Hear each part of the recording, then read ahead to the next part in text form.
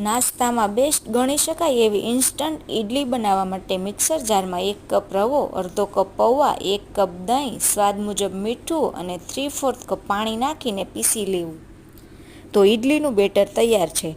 તો એને ઢાંકીને 15થી 20 મિનિટનો રેસ્ટ આપી દેવો.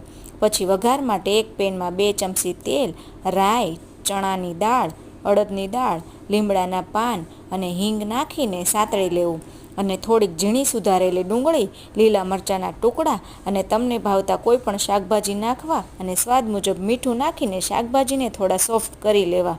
હવે આ શાકભાજીના તડકાને ઇડલીના બેટરમાં નાખી દેવું અને ઝીણી સુધારેલી કોથમીર નાખીને મિક્સ કરી દેવું.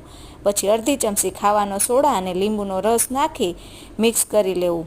ઇડલીને સ્ટીમ કરવા માટે એક તપેલામાં થોડું પાણી ગરમ કરીને તેની ઉપર આ રીતે કાણાવાળી ડીશ મૂકી ઇડલીનું બેટર નાખી 4થી 5 મિનિટ માટે સ્ટીમ કરી લેવી. તો ગરમા ગરમ